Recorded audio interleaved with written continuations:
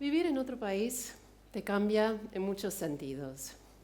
Tus hábitos, si desayunas huevos revueltos, medias lunas o pescado en escabeche. Tus valores, si vivís para trabajar o trabajás para vivir. Incluso tu forma de pensar. Para mí, vivir en Argentina, aparte de volverme medio fanática de la milanesa con puré, me ha cambiado de mil maneras. Una es la forma de pensar la educación de mis hijos, sobre todo el aspecto social. Yo vine a Argentina por primera vez hace más de 20 años, de visita, y una de las diferencias culturales que más me llamó la atención en esa primera visita surgió curiosamente en una conversación con una chica jovencita, Camila, que habrá tenido nada más que 13 años, en un asado familiar. La verdad, ni me acuerdo de lo que hablamos. Lo que sí me acuerdo es la forma en que me hablaba ella. Me hablaba con naturalidad, con interés, en un diálogo fluido, me hacía preguntas, me miraba a los ojos, o sea, una conversación casi como una adulta. ¿Por qué me llamó tanta la atención eso? Fue por el contraste que hacía con la imagen que yo tenía de los adolescentes de mi país, de Estados Unidos, que en general cuando hablan con adultos lo hacen a duras penas, sin mirarte, sin interés. Son medio torpes, monosilábicos, como que prefieren estar en cualquier otro lugar. Y en general se considera como una etapa, ¿no? Una etapa adolescente. Y por lo tanto, los adultos tampoco hacen mucho esfuerzo para hablar con los chicos durante esta etapa. Yo soy lingüista y a mí me interesa la conexión entre idioma, cultura y comunicación. Y mientras hablaba con esta chica, Camila, se me ocurrió que a lo mejor esa imagen estereotipada que yo tenía del adolescente no comunicativo, desinteresado, podría ser tranquilamente una construcción cultural norteamericana, ¿por qué no? Más que nada, quería saber por qué se comunicaba tan bien esta chica Camila. Bueno, miré alrededor de la mesa, todo lleno de gente de distintas edades, todos hablando a la vez, mientras pasaban platos llenos de morcillas y chinchulines. O sea, el típico quilombo del asado, ¿no? Todos hablando a los gritos. Y pensé, ¿la forma de hablar de esta chica podría tener algo que ver con esta dinámica de grupo? Bueno, ahora después de haber vivido muchos años en Argentina, he vuelto a comprobar muchas veces lo bien que se expresan los chicos argentinos, los desenvueltos que son. Incluso tengo dos hijos argentinos míos que también son así. Ahora quiero volver para atrás un poco a contarles cómo he vivido su educación acá como fenómeno cultural, los cambios que me ha producido esta experiencia y la conexión que yo veo entre todo eso y las capacidades comunicativas de los chicos argentinos. Mis hijos empezaron la escuela primaria en Estados Unidos, que es un sistema que se caracteriza por tener un enfoque en el trabajo individual, donde hay muchos exámenes, pruebas, rankings, puntajes, dan mucha importancia, mucho peso a los logros personales de los chicos a través de concursos, premios, certificados, etc. Y todo eso hace que la competencia esté netamente incorporada desde el principio. En cambio, cuando venimos acá, en tercer grado, elegimos un colegio bien progresista, donde hablaban de la contención, la convivencia, la felicidad. Los chicos se sentaban en rondas a discutir sus conflictos. O sea, un fuerte enfoque social, ¿no? Y en lo académico había menos trabajo individual y más trabajo en grupo. Otra cosa que había, mucho quilombo. Mucho caos, mucho ruido, poca gente sentada en el aula. Una de las primeras reuniones sociales de mis hijos pasó en casa, supongo que en cuarto grado. Un montón de chicos, todos de 9 y 10 años, estaban reunidos en la terraza de mi casa. Yo salí a llevarles la merienda y estaban todos sentados en un círculo. ¿Qué hacen?, les pregunto. Me dicen, estamos debatiendo sobre qué vamos a jugar. Qué bien, les digo. me voy pensando qué lindo fenómeno cultural, tanta cooperación. Si esto traen del colegio, habremos elegido bien, ¿no? Al rato vuelvo y ¿con qué me encuentro? Todavía sentaditos en círculo. Sí, ¿puedes creer? Bueno, ¿y qué pasó? Les pregunto. Y me dicen, no nos ponemos de acuerdo si nos ponemos a saltar las sogas, si jugamos a la mancha, si nos ponemos a dibujar. ¿Y por qué no se dividen en grupos más pequeños? Así cada uno puede jugar a lo que quiere, ¿no? Me mira una chica, Agustina, con cara perpleja, y me dice, entonces, ¿para qué reunirnos todos si no vamos a jugar todos a lo mismo? Esa reunión en la terraza de mi casa era el porvenir de la dimensión que tendría la cultura de grupo en la vida de mis hijos.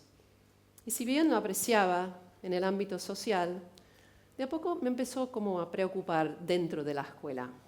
¿Por qué? Porque los informes académicos llegaban muy generales, como siempre en función del grupo. Parecía que las maestras le daban poca importancia al trabajo individual de los chicos. Y por otro lado, sentí que no había lugar para discutir mis dudas sobre el trabajo con los otros padres en las reuniones de padres, porque apenas se trataban temas académicos. Parecía que a los otros padres la dinámica social del grupo era lo más importante dentro del aula también. Fue en una reunión de esas que alguien mencionó el término individualismo en un tono negativo. Y a mí me llamó la atención más que nada porque nunca le había puesto un valor particular al término. Entonces, pensando que por ahí podría haber una connotación cultural distinta en la definición, me fui al diccionario, mejor dicho, a 2 diccionarios. Y esto es lo que encontré. La definición de individualismo en el diccionario de la Real Academia dice tendencia a pensar y obrar con independencia de los demás o sin sujetarse a las normas generales. ¿Qué les parece? ¿Está bien la definición? ¿Están de acuerdo? ¿Suena correcta? Bien, ahora les voy a leer otra que viene de un diccionario del inglés, el American Heritage, y esta es una traducción mía de la definición de individualismo. Creencia en la importancia primordial del individuo y en las virtudes de la autosuficiencia y la independencia personal. Es distinta, ¿no? Es como otro giro. Yo cuando leí eso, tuve que reconocer que yo sí, por mi propia formación, yo sí creía en la importancia del individuo y la autosuficiencia, la independencia, etc. Y ahí se me cayó la ficha de que a lo mejor por ese motivo a mí me hacía falta ese reconocimiento individual de mis hijos a través de la escuela. Todo eso como que lo tenía dando vueltas por la cabeza y sentí que no tenía foro para discutirlo. Entonces empecé un blog, porque para mí escribir siempre ha sido la mejor forma de plasmar mis dudas y aclararlas. Empezó el blog como una especie de catarsis personal sobre la educación. Y como escribo en inglés, atrajo a un público extranjero acá en Buenos Aires y me sentí acompañada. Más o menos para finales de la primaria, yo escribí esto en el blog. Espero que el nuevo entorno de la secundaria les permita explorar su potencial personal y a superarse como individuos. Porque la primaria parecía mucho más enfocada en fomentar los intereses del grupo. Paradójicamente, lo que más me ha enseñado la secundaria es a valorar el grupo y su papel fundamental en la creciente independencia de mis hijos. La escuela secundaria en Estados Unidos es muy estresante. Las notas están directamente vinculadas al acceso a las universidades. Por lo tanto, no hay lugar para notas bajas. De hecho, la nota más baja se califica con la letra F, de fail, que también significa fracaso. En cambio, la secundaria preuniversitaria, donde van mis hijos acá, es distinta. También estresante, pero por otros motivos. la verdad, me costó muchísimo la primera vez que tuve que escuchar, me llevé una materia a diciembre.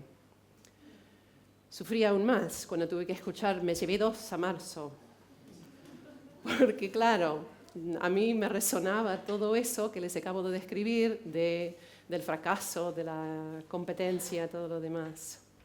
Pero la verdad, la mera verdad es que solo lograr aprobar con 7 en los colegios de la UBA requiere un esfuerzo titánico. Y he aprendido que solo apuntar a eso tiene mérito. Que llevarse una materia no significa que uno es un fracaso.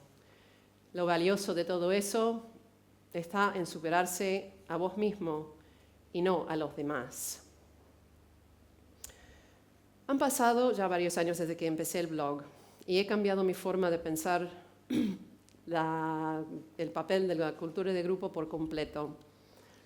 Hace poco escribí una especie de guía nocturna para padres de adolescentes en Buenos Aires, que es más que nada como una celebración de la vida social de los chicos porteños, de sus horarios de vampiro, de sus fiestas y de su plena libertad en las calles de Buenos Aires, siempre contenidos y protegidos por sus enormes grupos de amigos.